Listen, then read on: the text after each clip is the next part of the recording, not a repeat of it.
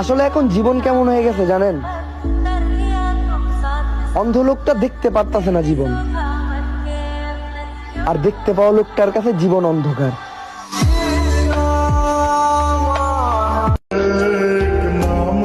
দেখতে অসুন্দর হইতে পারি, কিন্তু মনটা ফুলের মতোই সুন্দর।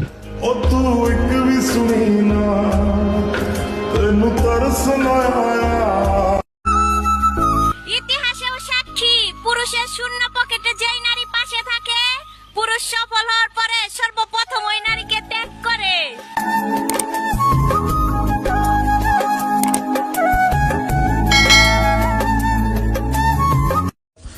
আরে সময় খারাপ হলে তো সবাই পাল্টে যায়, কাছের মানুষ, বন্ধু বান্ধব আর অনেকেই, কিন্তু তুমিও।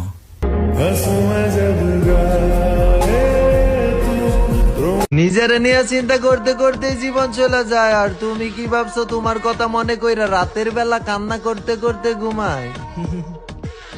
ওরে একটু বুঝা ভাই, ওর জন্য কান্না করবো দূরের কথা, ওরে মনে করার সময় আমার কাছে নাই। তোমার প্রিয় মানুষকে যে পাইলো তাকে দেখতে লাই। আমি তাকে মোনাজাতে চেয়েও পাইনি, আর তুমি তাকে না চাইতেই পেয়ে গেলা। কি ভাগ্যবান তুমি, তাই না? ভালো থেকো তাকে নিয়ে।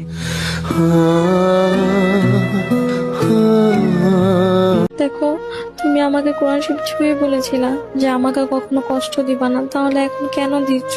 তুমি কি বুঝতেছো না তোমাকে আমার বিরক্ত লাগে? বারবার কেন ফোন করতেছো আমাকে? আজকের পর থেকে তুমি আমাকে আর কখনো ফোন দিবা না। কেন এমন করছো? আমি তো তোমাকে অনেক বেশি ভালোবাসি, প্লিজ এমন করো না, আমার অনেক কষ্ট হচ্ছে জয়। দেখো, আমি তোমাকে ভালোবাসি না, আমি তোমার সাথে আর কথা বলতে চাই না, প্লিজ আমাকে আর বিরক্ত করো না। দেখো জয়, আমাদের সম্পর্কটা আমার পরিবার কিন্তু জানে, এবং তুমি কোরআন শরীফ কসম কেটে বলেছিলা যে আমরা কেউ কাউকে ছেড়ে চলে যাব না, কিন্তু এখন তুমি আমাকে কেন ছেড়ে চলে যাচ্ছ বলো? আমি তোমার সাথে কি কথা বলবো? আমার তো তোমার সাথে কথা বলার ফিলিংসই কাজ করে না, তাহলে আমি তোমার সাথে কেমনে কথা বলবো বলো? যাওয়াতে তুমি কথা বলছি, এখন আমার কাছে মনে হয় আমি তোমার সাথে সারা জীবন থাকতে পারবো না, সুতরাং আমাকে ফোন টোন দিও না। তুমি কেন পাষাণ ভাবে কথা বলছো? তোমার কি আল্লাহকে ভয় করে না? আজব তো, আল্লাহর কেন ভয় করবো না? অবশ্যই আল্লাহরে ভয় করি। আর এটা কেমন ধরনের কথাবার্তা? মানুষের কাছে শুনেছিলাম কারো মন ভাঙা মানে মসজিদ ভাঙা।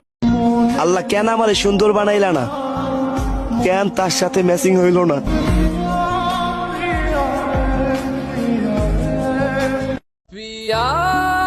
কোথায় পাবো আমি সেই ভাগ্য, যে ভাগ্যের জুড়ে আমি তোমাকে পেয়ে যাব?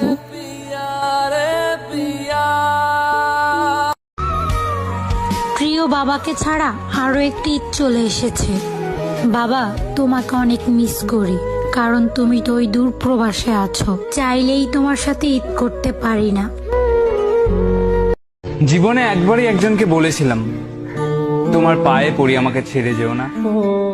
সে শোনেনি। আমার ভেসে যাওয়া দু চোখের সমস্ত জলকে অবহেলা করে, আমার ক্রমাগত কাঁপতে থাকা গলার সমস্ত আকুতি মিনতি অগ্রাহ্য করে সে চলে গিয়েছিল।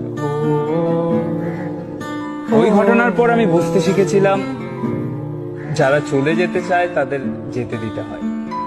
কোন ভুলে তুমি শুলে বলো এই ফুল সজ্জা